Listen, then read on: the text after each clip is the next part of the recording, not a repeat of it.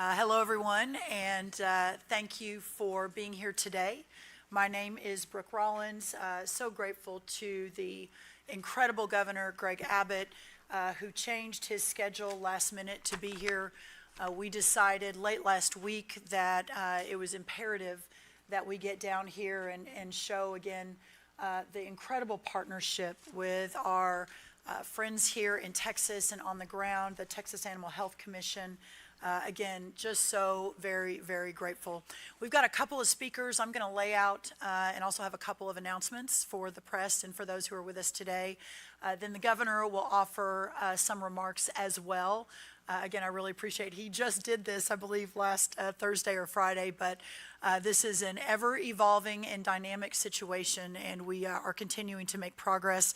Then we have some extraordinary leaders behind us representing wildlife, representing the cattle rancher, representing USDA, representing the Texas Animal Health Commission, and so we'll hear from them, and then we'll open it up for some questions. Again, we're here in Kerrville, Texas today to discuss the threat of the New World screwworm and what it poses to our nation's livestock and wildlife, what we are doing to combat it with our state, local, and binational partners.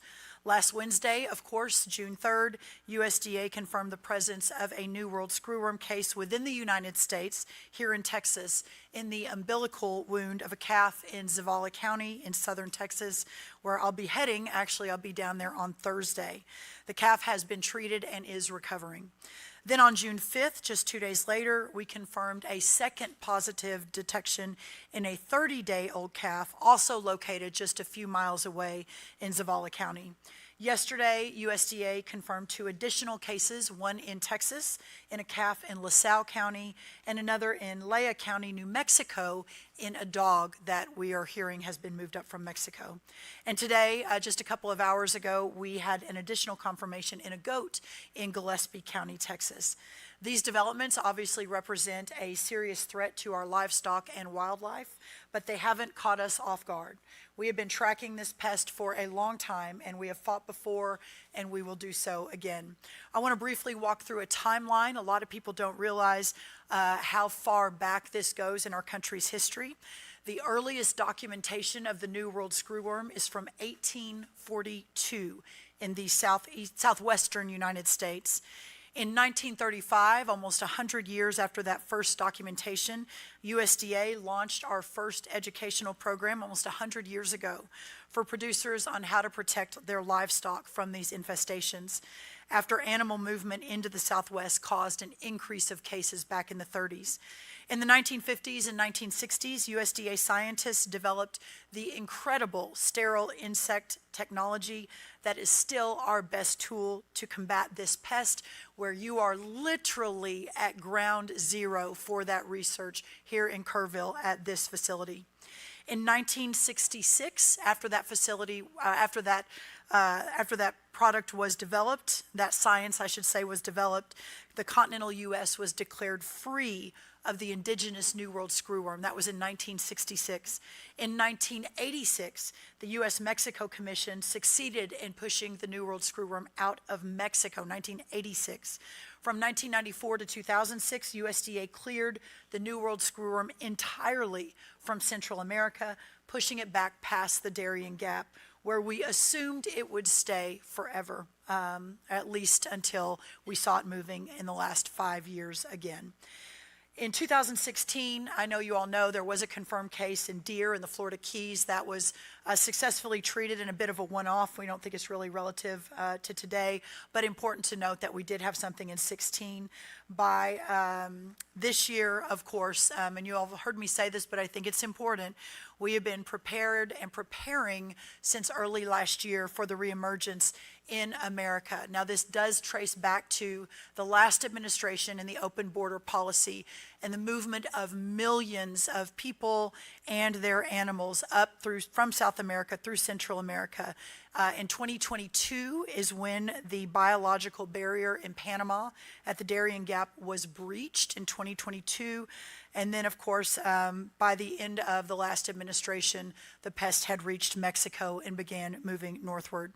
Our administration took immediate action once we returned to office early last year, rapidly strengthening alongside our partners here in Texas the border protections and increasing the oversight containment efforts in Mexico, buying us, and against all odds, every model showed that the New World Screwworm would be here in Texas by early last summer. So we bought ourselves an additional year to prepare for this moment.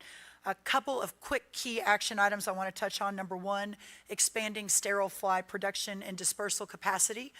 You all are probably tracking that we launched that last year, but earlier this year opened both a dispersal facility in South Texas, but also invested tens of millions of dollars in refitting the fly facility in Matapa, Mexico, beginning last year, which those sterile flies will begin to come online this month. So very good timing. Of course, the massive facility we're building in Moore had, in the production facility, we broke ground just a couple of months ago, expecting to reach in the hundreds of millions of additional sterile flies by mid-next year. This morning, as I was driving into Kerrville, we received an update from the U.S. Army Corps of Engineers, General Butch Graham, who reports to our great Secretary of War, Pete Hegseth. They all along, since we started having these conversations last March, a year ago, last March, have prioritized these facilities. It is a War Department facility that is building this under the Army Corps of Engineers. But they have put it at the very top of their priority list, which is how we got it permitted in just a couple of months, ground broken, contractor secured, and building underway. But as of last Wednesday, they have now put one of their top commanders, Colonel Matt Chase, on this as his sole project to help us combat the New World Screwworm, taking the same approach they took to rebuilding schools in Maui within 100 days, building a massive reservoir project in the Everglades, cutting that time of build in by 80% and cutting years off of their projects. This project already was on warp speed, but now it has been put at literally the very top priority for the Department of War and the Army Corps of Engineers. We're also, of course, expanding the sterile fly dispersal along the U.S.-Mexico border and conducting the first ever ground release of the New World Screwworm fly via a ground release vehicle back in February of this year. Again, all of these efforts to ensure that we did everything we could to contain the screwworm south of the border to give us more time to prepare as we're building. Number two, and I'll talk about this, this is a bit of news today. We are advancing our next generation tools and technologies in addition to building out the facilities.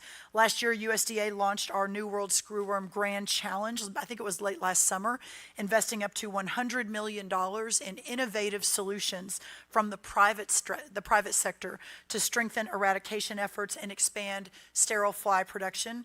We have spent the last couple of months reviewing over 226 applications through the Grand Challenge, and later this week we will begin rolling out more rapidly than we had planned to until last Wednesday. We were already moving fast, but now you will hear of some of those innovations coming out week by week by week.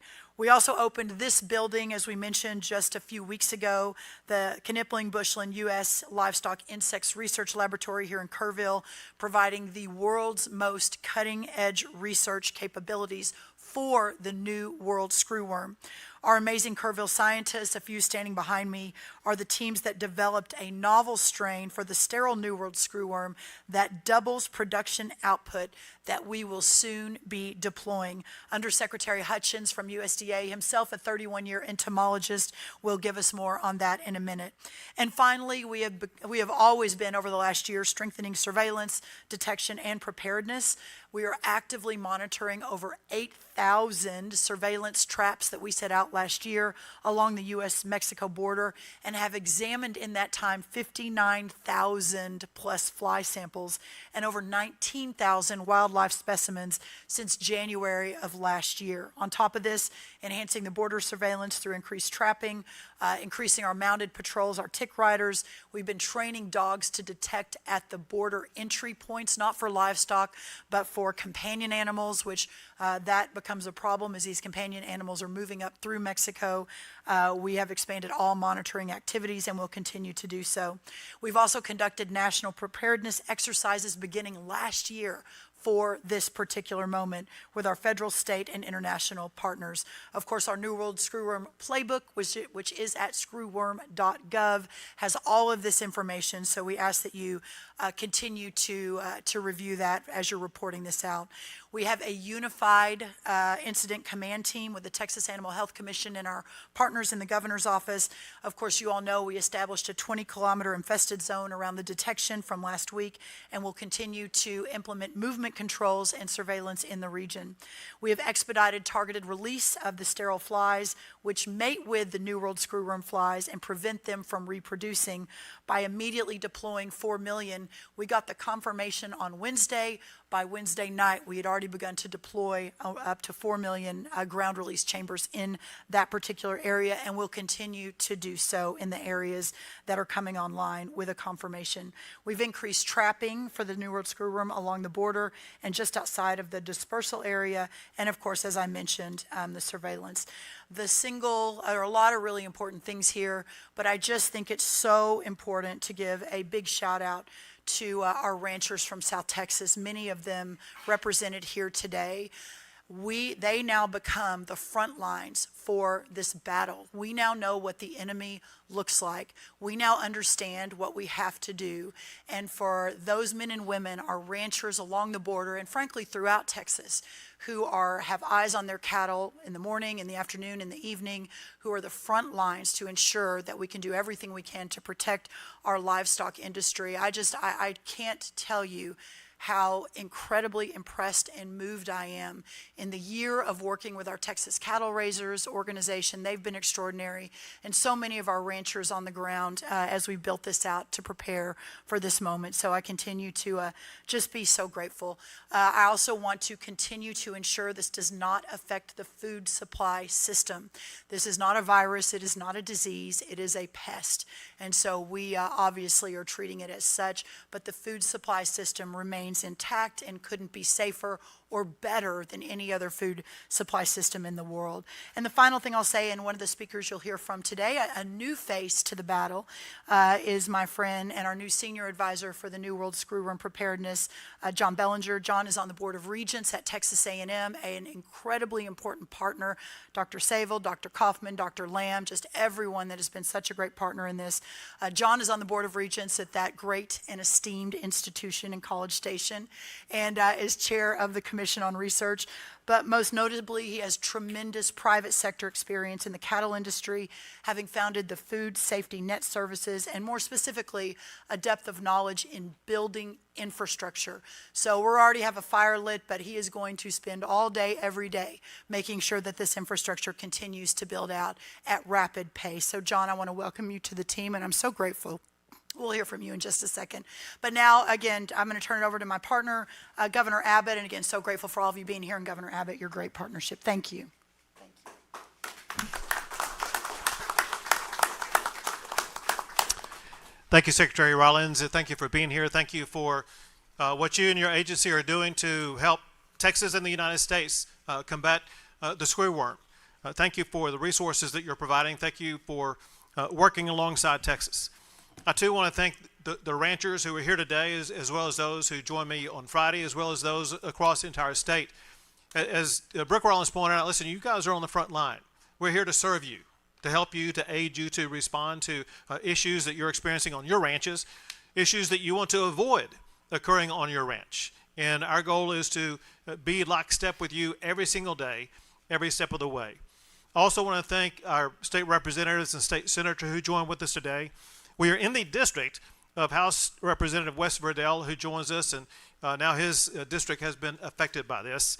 I think we're in the senatorial district for Pete Flores, whose district is affected by this, as well as Don McLaughlin, a representative whose district was first affected by this in the state of Texas. I thank them for being here and joining us, as well as working with us on rapid solutions for their districts, as well as for the state of Texas. Also want to express my gratitude for Nate Sheets for joining with us and advising us and working with us as we continue to address this growing problem. To double down on something that Secretary Rollins mentioned, there is a well-established prevention and solution for the spread of the screwworm that the federal government has implemented in the past, and that is sterile flies. prevention requires the release of millions of sterile flies in targeted regions. The USDA is now importing and dispersing those flies in South Texas and will recalibrate to deploy those sterile flies as needed and where needed. The USDA is also constructing that new sterile screwworm production facility in Edinburgh, which we need to get up and running as quickly as possible. Beginning last year, I directed state agencies to establish the Texas New World Screwworm Response Team. This team brought together livestock producers, veterinarians, wildlife experts, and federal partners to prepare in advance. Earlier this year in January, I issued a statewide disaster declaration for all 254 counties in the state of Texas to mobilize resources and to strengthen Texas's prevention and response efforts in advance. Friday, I updated the statewide disaster declaration to make two things clear. I authorized the use of all available resources of state government to respond to this disaster and to reassign all resources needed to address the spread of the screwworm. I am making available any and all state personnel, including personnel from our university systems, to accelerate the movement of sterile flies into Texas and to accelerate the construction of the new sterile screwworm production facility in Edinburgh. Just one example of this, and that is Texas A&M will immediately deploy fly testing facilities to all of the affected areas. Spearheading a larger role for Texas A&M is John Bellinger, whom Secretary Rollins made reference to earlier. John Bellinger is on the Board of Regents and has the most experience and knowledge of anybody on the Board of Regents for Texas A&M about how to address this issue, including knowledge of how to construct these biolabs that are necessary in order to produce the sterile flies. He is marshaling all of the expertise and personnel at Texas A&M to ensure Texas A&M is leaning into solving this problem in Texas. Then today, I activated the State Emergency Operations Center. It is staffed 24/7, 365. Agencies related to the New World Screwworm will be present 7 days a week and available as needed 24/7. Personnel expected to be there include those from the Texas Animal Health Commission, Texas Parks and Wildlife Department, the Texas A&M AgriLife Extension Service, Texas A&M Veterinary Medical Diagnostic Lab, the Texas Department of Agriculture, and the State Department of Health Services. In addition to that, we have announced a certified inspector program. An issue that was raised on Friday was an inadequate number of inspectors. We are solving that today. By this weekend, the Texas A&M AgriLife Extension, in coordination with the Texas Animal Health Commission, will publish a new World Screwworm training module so ranchers and cattlemen can be certified to inspect their animals to ensure no interruptions to the continuity of business. Additionally, the AgriLife Extension has moved mobile equipment to Uvalde for closer on-site testing that can be moved elsewhere as needed. Here's what Texans can do right now. Check your animals daily. Check for any wounds, even small wounds like tick bites on navels or newborns or other openings. Treat wounds promptly and work to reduce fly populations around your operations. Report immediately any suspicion of New World Screwworm in wounds to the Texas Animal Health Commission. Anyone can report. You don't have to be a veterinarian to report. If you come upon an animal that you suspect of having the screwworm, do not move it. You can report suspected cases to the Texas Animal Health Commission 24-hour veterinarian call line at 1-800-550-8242. That's 1-800-550-8242. If you observe deer, feral hogs, exotic game animals, or other wildlife showing signs of infestation or unusual wounds, report it immediately to the Texas Parks and Wildlife Department or your local Texas Parks and Wildlife biologists.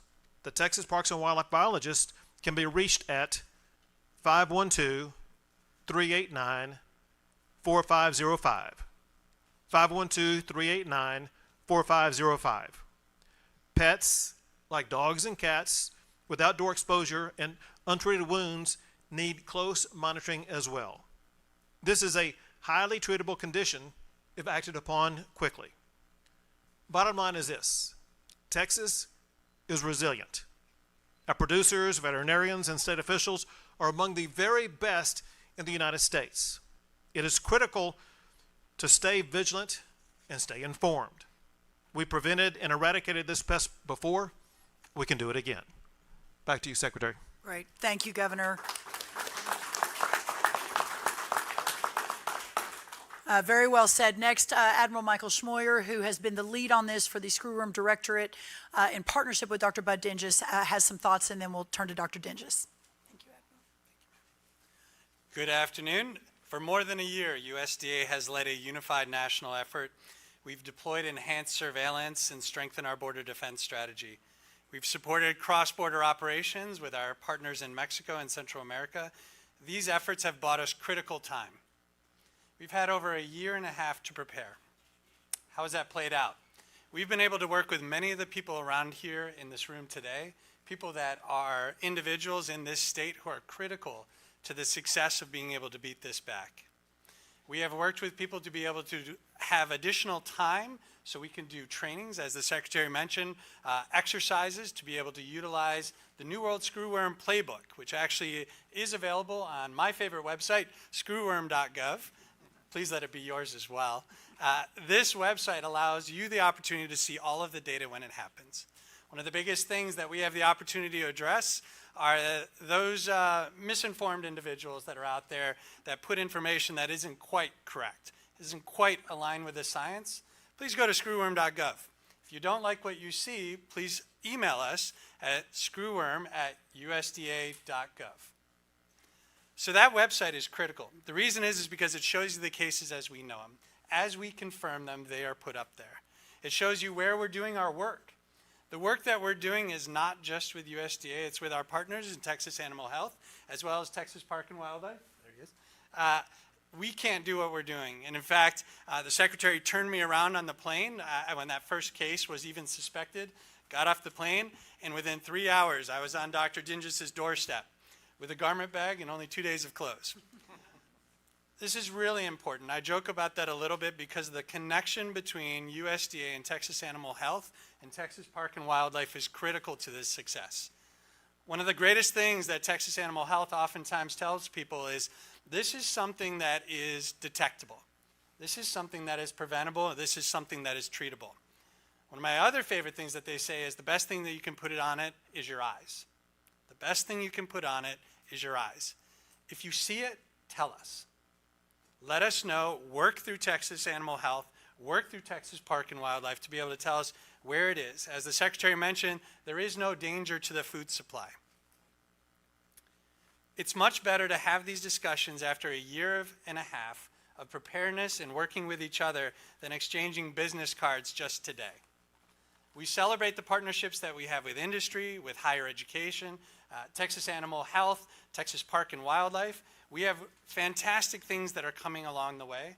One thing I did want to share with you today is, as recently as today, is we will be starting to engage on a trial to look at ivermectin in feed as it relates to wildlife populations. The FDA, USDA, Texas Park and Wildlife will be looking at this to be able to validate, is this something that works? So we're looking at the possibility of using ivermectin and or other products, just as of today. It doesn't stop. As the Secretary mentioned, when we talk about the grand challenge, the offer was put out there for $100 million of ideas. You couldn't stop. You gave us $700 million worth of ideas. The plan is to be able to, as the Secretary mentioned, to be able to announce that and start immediately moving on it. Last but not least, what we need most is your help. We need you to keep working with the systems in Texas to let us know when those cases are there. We cannot do our part to support this fight with the sterile flies. We cannot do our part as far as supporting with trapping and other types of surveillance. We can't do our part to be able to provide you data on screwworm.gov if you don't work with our partners at Texas Animal Health and our partners at Texas Park and Wildlife. Thank you for being here today. Great. Thank you, Admiral. Our great partner, Dr. Bud Dinges, leading the effort on the ground. Dr. Dinges.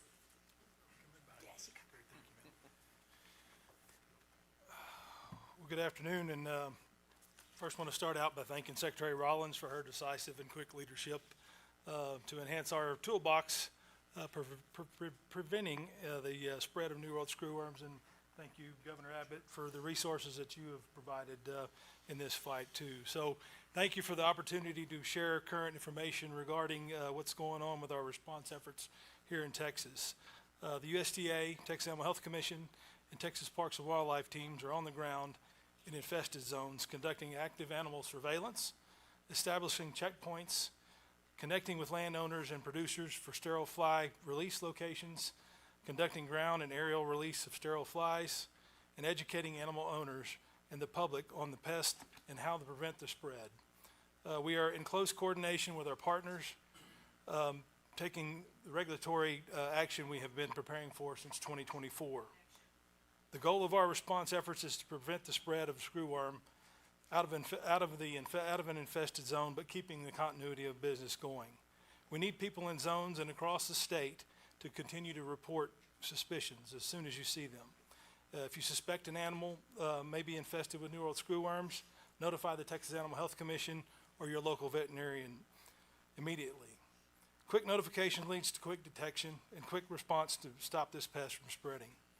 Animals will still be able to move. We just need to make sure that they are moving safely and are not moving the screwworm with them. It is important for animal owners to remember infestations from the pests can be prevented. Animal owners need to look at their animals as often as possible and stay vigilant, monitoring for wounds that can be covered and treated.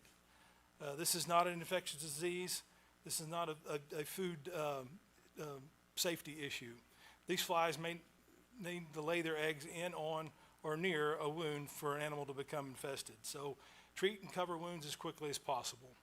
Animal surveillance is a very large part of how we prevent greater impacts of this pest. This is a highly treatable condition that, if caught early, can be treated and spread prevented. We have tools in our toolbox to prevent devastating impacts that we didn't have before. We want to remind folks that a veterinary client relationship is critical to best address specific animal and operational needs for treating New World screwworm infestations.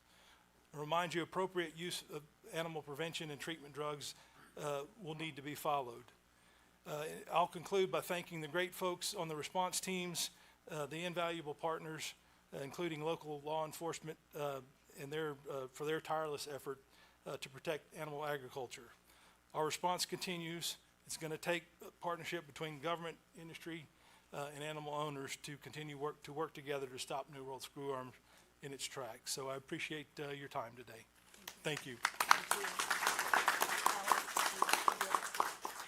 Next, I want to introduce Alan Kane with the Texas Parks and Wildlife, who will prove to be one of our most important partners to solve for this, as Texas does have a significant amount of wildlife in South Texas.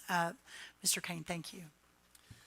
Thank you, Secretary Rollins, and I appreciate the opportunity to be here today and all your support, and Governor Abbott, your support for the agency and all agencies involved in this critical response. Texans love their wildlife. It's an incredibly diverse state, and we have, for example, about 5.4 million white-tailed deer throughout the state, which is an incredible economic driver for many rural communities out there, to around $9.6 billion just on deer hunting alone. The primary role that Texas Parks and Wildlife is going to play in this response is obviously coordinating with our partners at USDA Wildlife Services, Texas Animal Health Commission, and others to monitor wildlife through surveillance, enforcement of live animal inspections of native wildlife movements such as deer breeding, wildlife rehab, scientific research permits, and outreach to the public.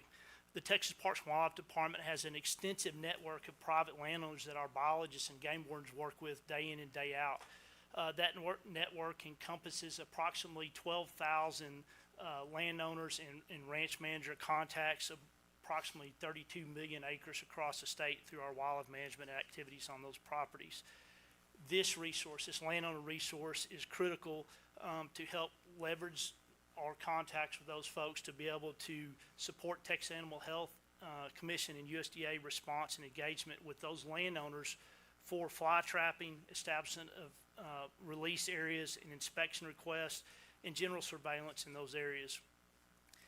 Like you've heard from many of the folks speaking today, is that landowner cooperation is going to be critical.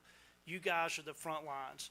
Wildlife are not like cattle. You can't gather them up. You can't look at them. So we need you when you're out there in your pastures and driving around, checking your cameras, checking wildlife, especially during the hunting season. This comes up. That's going to be critical because, as Dr. Dinges pointed out, the quicker we can find those detections, the quicker we can respond.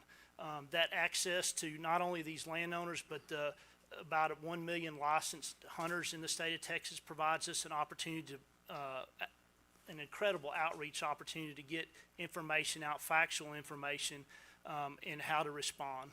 And we continue to work hand in hand with Texas Animal Health Commission and USDA during this pest, and hopefully we can take care of that soon. So I appreciate your time, and thank you. Thank you, Alan. Thank you.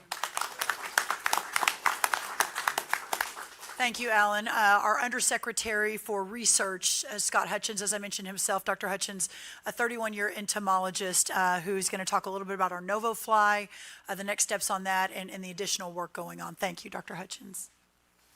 Thank you, Madam Secretary, and Governor Abbott, thank you for being here. And as representative of the Agricultural Research Service, I want to also introduce Dr. Kim Lohmeyer. She's the R&D director for this lab in this area, so thank you for that.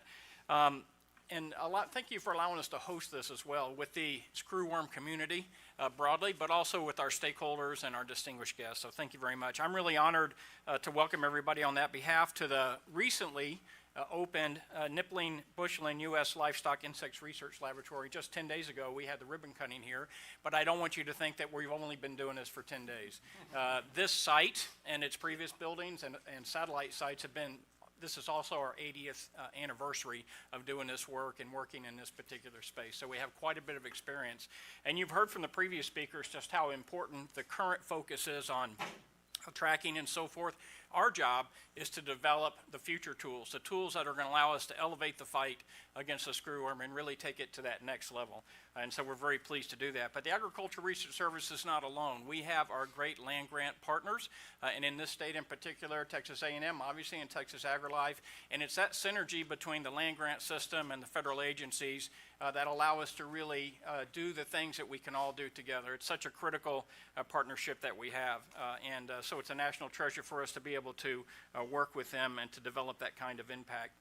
And we do it at the direction and the full partnership with our friends at APHIS, and specifically with the directorate, as the Admiral had made reference to. I want to say a few words about what we're doing to elevate the fight and the opportunity, and the Secretary's already made reference to it. But we have 100% confidence in the sterile insect technique. It was developed by the namesakes of this laboratory, Drs. Knipling and Dr. Bushland. And in the 40s and 50s, they did all they could do. But the tools that we have today and the opportunities that we have today to really build on and amplify that activity is really stunning to study. For example, the Agricultural Research Service, with their collaborators, has developed a novel fly strain that was referenced, and we refer to it as the Novo fly. The Novo fly, Novo is Latin for new, and it's the root for innovate. And this particular innovation is exactly that. It's going to allow us to almost instantaneously double the number of flies, sterile flies, that we put in the fight, because it's going to allow us to produce only male sterile flies. So if you have a plant that produces 100 million flies, as we do today, 50% of those are sterile females. They do us no good in this particular fight. So by going to 100% male, sterile males, we're able to instantly double our production. So it's going to give us a tremendous edge in that regard. But it's not all that we're doing. We have a number of other activities going as well. We have a very aggressive effort to discover the very specific attractants that the screwworm female in particular zeroes in on. We saw that in the lab today. The Secretary had a tour. So we're looking for those volatiles that come from the umbilical cord, that come from blood, that come from other things, so that we can zero in on that specific odor, if you want to think of it in that context, that will attract the female fly, and not all of the other flies and all the other indiscriminate activities that go with that. And how can we use that? Well, obviously we can use that for monitoring, but we can also develop what I would refer to as a modern SWAS. SWAS is a word that's been used around. It stands for Screwworm Adult Suppression System. There were some early methods used in the 70s to try this very indiscriminate approach. The materials for the lure and the materials for the insecticide are no longer really viable to utilize anymore. I spent hours on the phone with the EPA last week, and fundamentally the ones used in the past are not registrable and not usable. So we're going to develop one that's very specific, that allows us to do what we need to do without any collateral impact to the environment, and very focused and specific. And even if we don't develop that, we should have a lot of confidence in the sterile insect technique. You know, in Florida and the Southeast, which was very heavily infested with the screwworm in the 50s, completely eradicated in 1959 with only the use of the sterile insect technique, because the SWAS techniques did not even emerge until the 1970s. So we have a lot of confidence in that. Last thing I'll say is that we are developing very precise, using modeling and artificial intelligence, very precise modeling techniques for the fly and its movement. The Admiral and the Directorate use every week the specific modeling results, so they know exactly where to drop the flies and put the flies in order to maintain that, because as he had indicated, we don't have enough to do the complete push, but we do have enough to manage, and we do have enough to manage the growth or the development of it in Texas. So to be sure, we do have big challenges ahead, but we're committed to developing the tools and developing the techniques that will allow us to win this fight in the short run, and also specifically in the long run. And our discovery goals within the Agriculture Research Service and the USDA and the land grants are 100% focused on this fight. Great. Thank you, Dr. Hutchins. Thank you. We've got two more quick speakers. I'm going to end with you, Stephen, just so we can hear from the rancher to wrap us up. Right now, I'm going to turn it over to John Bellinger, whom I mentioned at the top, with significant private sector experience, especially in building and moving projects out. I'm really, really excited. I know all the teams are to have him on board. Again, Mr. Bellinger, thank you. John, please join me. Thank you, Secretary Rollins. It is an honor to be selected for this, and thank you for the call on Saturday night and approved yesterday. and it's an honor to be with you in the Trump administration. I look forward to working with you. Governor Abbott, we've worked for 3 years together solving issues none bigger than this, and we will get it solved. I hear you both loud and clear. I also want to thank Chairman of the Board of Regents, Bob Albritton, for allowing me to take on this and still be a regent at Texas A&M. Look, I've got a passion for this. Agriculture is my passion. It's my background. I'm unfortunately, as old as I am, I doctored calves in the 60s with that purple spray. I don't know if any of you did that, but I remember catching the calves and looking at those maggots and spraying it and killing them. We were blessed it went away. It's back. It's going to take USDA. It's going to take the state of Texas. It's going to take the Texas A&M system. And it's going to take anybody in the world, if they both have said that we can go get. And we're going to go get, and we're going to turn over every stone. My simple objective is to get more sterile flies. There's a lot of research going on. We'll see. We hope it works. We hope we can, come up with something. But the obvious is we need more sterile flies, whether it's the Novo fly or expanding what we have in Panama, in Mexico, getting Edinburgh open. And I'm going to turn over every stone to look for another BSL-2 lab. And it might be at the University of Texas. I don't know, because stranger things have happened. I'm calling Zerwak pretty quick to see if he's got one. But we are going to turn over every stone to find more sterile flies. We have to be ready next spring, and that's the bottom line. Thank you again. Look forward to working with each of you. Let me know how I can help you, and please send me any suggestions and thoughts that you might have. Thank you. Thank you, John. Thank you. he mentioned, but it's true, that the idea came to me Saturday afternoon to add someone to the team that would be relentless and intentional and vigorously search for more solutions. And John popped into my head for a lot of reasons. I checked with the governor. I said, what do you think about this? He said, I love it. And within 12 hours, the White House had signed off on, done the background checks, and approved, and here we are today, so within 48 hours. So really appreciate you, John, stepping up in such a significant way with very short notice. I appreciate that. And finally, and then we'll open up for some questions, is one of our great ranchers and president of the Texas Southwestern Cattle Raisers and a great partner in all this, Stephen Diebel. Thank you, Stephen. Thank you. Well, thank you, Governor. We appreciate being a part of this historic event. We appreciate all the partnerships. We've been working at this for probably 18 months or 2 years now, and it's very, very refreshing to see the partnerships that we have worked with, and we're so fortunate for that.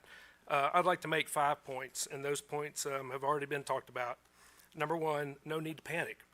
We have had a plan in place, and we've had that plan, and we know it works. Meat is safe. We do not have a food safety issue. Treated and inspected cattle can move. We've talked about these protocols with the Animal Health Commission, Parks and Wildlife Department, and all of our partners for many months now. New World Screwworm is highly treatable, and if detected early, can be very solvable. Monitor and report. We really want to reiterate to the producers, it is so imperative to report. That way, those solutions can be expedited to those ranches. And we've eradicated this pest, and we'll certainly do it again. A big thanks to all the partnerships again over the last couple of years, and just really want to emphasize the surveillance, the enhancements that we can do. We're much better prepared than we were in the 60s and the 70s. So thank you very much for the opportunity. Yeah, Thanks. Thank you. A very quick shout out to the USDA team. Friday, I was with President Trump in Wisconsin, which is why I wasn't next to the governor when he talked about this 2 days ago. But we decided to do this Friday afternoon. So the team from Washington pulled this off, put this together for all the press that I know Chad probably had your Monday turned upside down when we noticed this just a little while ago. And then, of course, to all the team standing beside me. I think it does go to the priority that this issue has for all of us working in this space. So thank you. We'll open it up for questions. Would you mind introducing yourself and who you're with?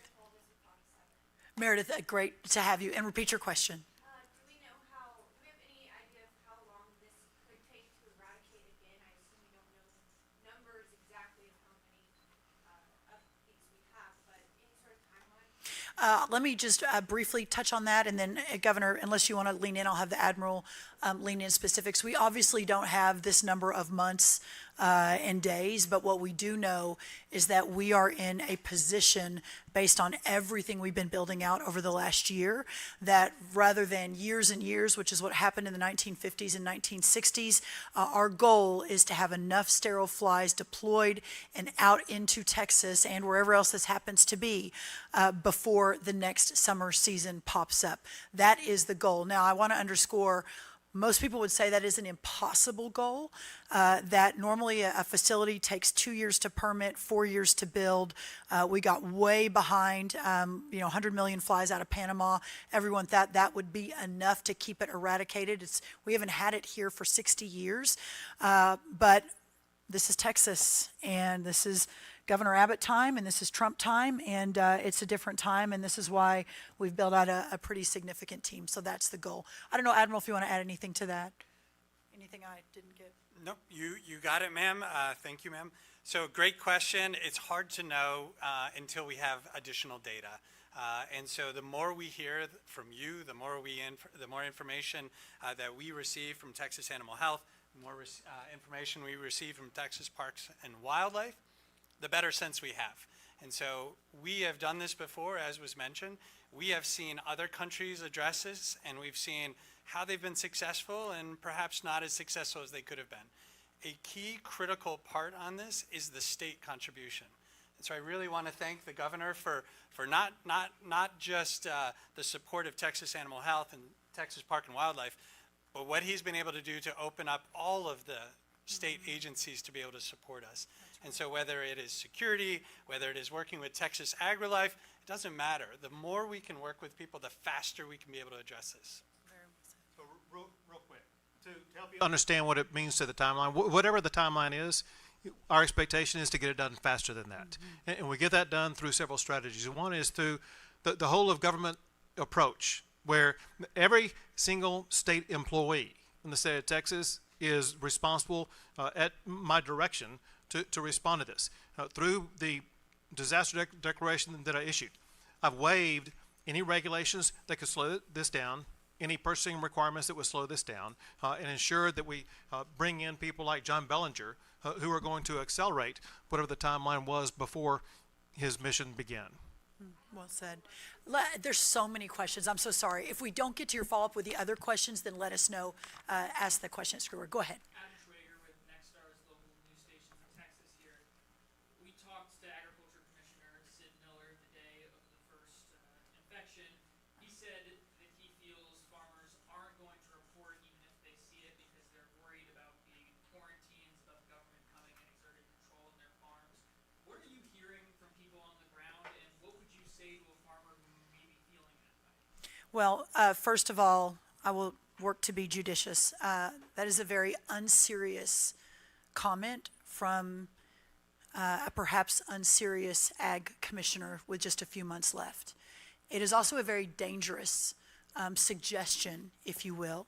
I may ask Stephen to respond to that. From my perspective, every interaction, every conversation. I've been on Zoom with our cattle raisers in Texas, and especially our South Texas cattle raisers, nonstop since last Wednesday, but also regularly since last year about how we prepare for that.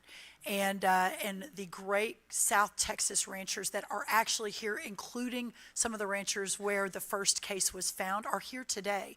I'll be on their ranch on Thursday down with them. They have been nothing, as you would expect, but patriotic. No, they're part of the battle. We're all on the same team, and we have to solve this together. Stephen, I don't know if you want to add anything to that, but I think that's so important, and I really appreciate the question and the chance to clarify. Well, as we've educated our producers for the past 2 years, it's so important to report. Once reporting takes place, our solutions can be had. It can be that quick. So reporting is a very, very key piece to the puzzle. Unreporting just furthers that problem. So again, our cattle can be treated, inspected, and moved. So the need for having those movement controls is very, very important. Thank you, Dr. You bet. Thank you for that question.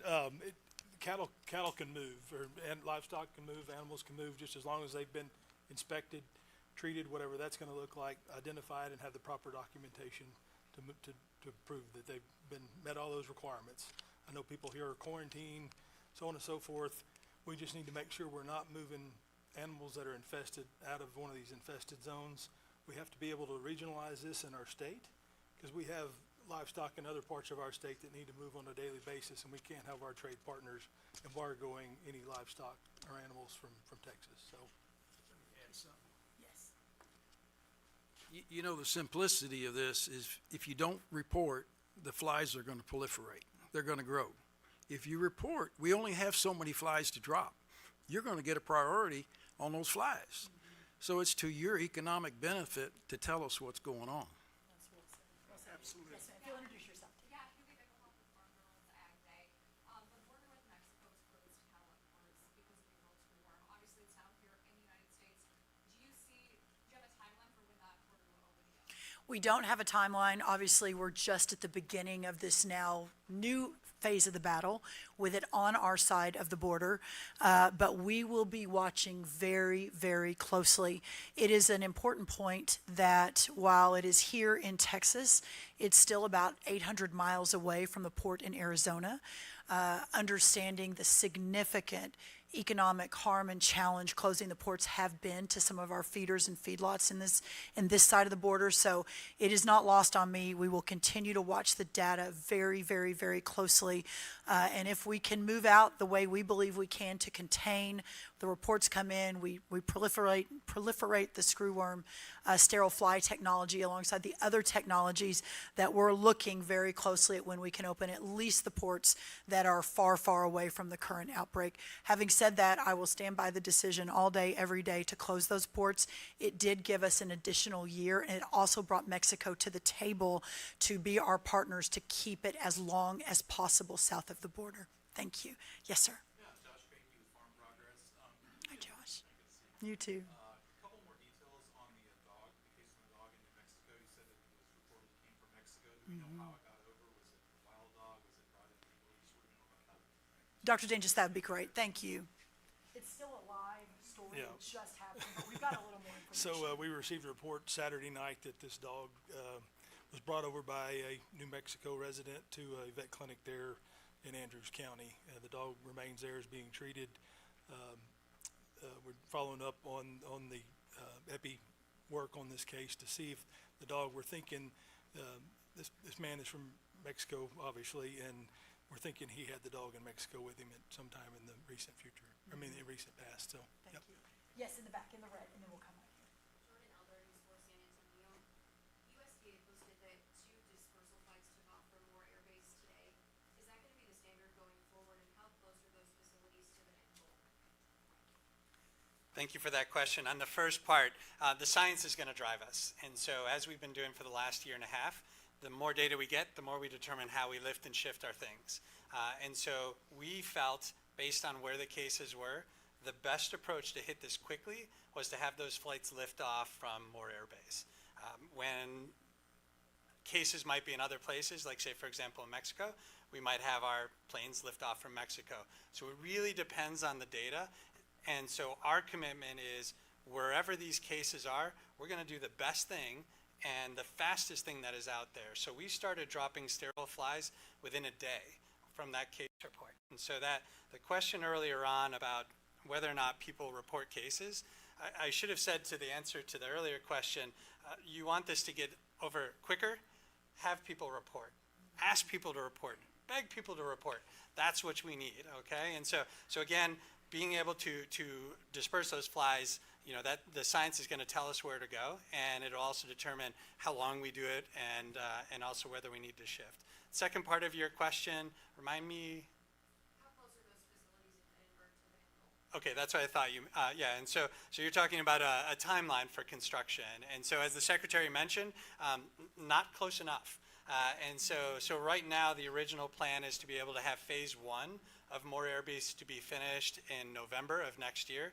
That would bring us to about 100 million sterile flies per week. Phase 2, about 1 year after, would be an additional 200 million sterile flies. And so as a frame of reference, right now we have 100 million sterile flies a week that we're bringing in from Panama, our COPEG facility there. The Matapa production facility that the secretary mentioned in Mexico is about to turn on its lights and about to open its doors in a couple of weeks. Once that gets up to speed, Mexico tells us by the end of the year they will be at a full 100. But they're going to be developing flies along the way, and we're not going to wait, right? So you add the COPEG that we have 100 million of now per week. You have Matapa, an additional eventual 100 million. We have Moore Air Base, phase 1, 100 million. Phase 2, an additional 200 million, for a total of 500 million. This is critical. When we looked at the 60s, 70s, and 80s and how we were successful, it was roughly about 500 million flies. There's a but, and I want to turn over to Undersecretary Hutchins. Would you mind sharing a little bit about that 500 number and how it actually relates to NovoFly? Absolutely. Well, it's pretty simple math. If you need 500, if you have 500 flies today, that's 250 male flies, right? So if we produce with a NovoFly 250 million flies, they're all in the fight. And if we produce at the same rate we would before, then we have 500 million. So it's a force multiplier. I keep using Department of War analogies with the Admiral, but it's a force multiplier, and it will allow us to get control and management first and foremost when we have that kind of capacity. Thank you. We'll do 2 more questions right here. Yes, Madam Secretary. Bob Bishop from the Livestock Exporters Association. Sometimes our trading partners don't always follow the science. For instance, in HPAI, we got That's right. What can we do as an industry to educate our trading partners and let them know that this is not an economic problem that's going to affect them, and we still should be open for moving cattle overseas? No, that's right. I think that an important point on that, and you're right, we've made incredible progress. I know we're here to talk about the screwworm, but I could talk on and on about the president's trade agenda. In just over a year, we have 19 new trade deals and new frameworks. We've cut an agricultural trade deficit by half based on what we inherited from Joe Biden, 50 billion down to about 25 billion in 1 year. The reason this is important is because all of those deals that have been negotiated include these sorts of details in them. And I talked to Jamison Greer, our lead trade rep in the cabinet, yesterday about this, and Saturday and Friday. He is very keyed in on this being a priority as he continues those conversations around the world alongside our Treasury Secretary Scott Bessent and our Commerce Secretary Howard Lutnick. They're our key negotiators around the world, in addition to the chief negotiator Donald Trump, whom I've also spoken with about this. So this is a different moment in a different administration who is extremely aggressive in putting agriculture first, not only in America and around the world. And so we're going to keep a really close eye on that, but I feel fairly confident that we'll be able to solve for that as we move forward. So thank you. One more here, and then we'll do one right there. Rob Milford, Ranch Radio, right here in the Hill Country. You have an infected goat 8 miles away from here in Gillespie County. How did that become a one-off? Admiral or Dr. Dinges? I know we're still gathering data. That just happened today. Thank you for the question, sir. So as you mentioned, that is today's data. And so we are still in the process of gathering additional epidemiological information. We're working to understand what is the potential cause of that infestation, especially so when it's in a different spot than any other cases that we've seen. It could be a variety of different reasons for why it is in that particular location. It's going to take the day to be able to get additional information. As time continues to move on, we'll get more. Sir? You bet. We've got a foreign animal disease diagnostician headed to that premises, and I'm going to interview to get some more epi information from that producer. But that was a sample that was hand carried. You bet. No, we're looking into it. There's some stuff that just doesn't add up just yet, so we're looking into that case there. So certainly appreciate that. And one move I want to note, and it's a huge shout out to the team here on the ground in Kerrville, and also to our great team in Iowa. The normal testing, for those of you that follow this closely, is out of our National Vet Lab in Iowa. It's been that way for decades. And when we first got word of this last Wednesday, as a lot of you were tracking, we chartered a plane, we flew it up to Iowa, and the team, probably driven by me more than anyone, said, this is the most ridiculous thing I've ever seen. Why are we chartering planes to fly worms to Iowa? I mean, we need to get a confirmation, obviously, but this is just silly. So within about 24 hours, that team from Iowa relocated here to Kerrville, Texas. I expect some additional long-term Texas residents out of this, Governor, once they learn how great it is here. Not that we don't love Iowa, but we now have the testing fully here in Kerrville, Texas. So we know, that's right here. So we no longer have to go to Iowa for that testing. So that's a huge, huge addition. One more.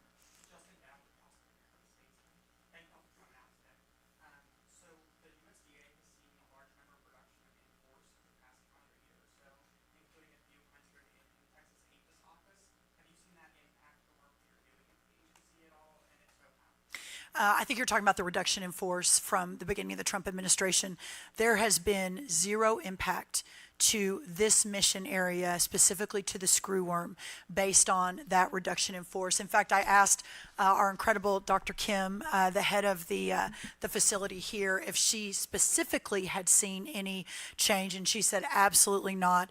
Everyone continued through and are so proud of this work here. And I think maybe I'll finish with this. For the men and women that we just met in the labs, who have been with the USDA or as part of the research facilities in the land grants for decades, as they have given their life to this work. Their life's work is solving for these major national security issues, and that's what this is, to protect our food supply and our cattle ranchers. the importance of this moment in time and meeting this moment can't be overstated. But as I met with your researchers, as we walked through over the last hour, and as I've done over the last year and a half in visiting these different research facilities, Dr. Hutchins, and all the time I've spent at Texas A&M with their researchers, these are real heroes in the American system today, and for what they do every day, you know, looking through at how many millions of flies at this point, looking through microscopes day after day, year after year, but to prepare for this moment is just so encouraging and awe-inspiring. So no, there is no compromise to the work. In fact, I think the work accelerated significantly beginning last spring, last January when we came on board to prepare for this time. I'll leave it to the governor to close us out, if that's okay, sir. And again, just so grateful to be here. We'll be back here on Thursday, and hopefully we'll get to see some of you then. Thank you all so much. Thank you, Secretary, for being here. Thank everybody who is behind me. Thank you to all the ranchers across the entire state. Listen, we got Texas-sized spirit on this. All hands on deck. We can address this just like we have in the past. We're going to get it done. Thank y'all. God bless you all, and God bless the great state of Texas, United States of America.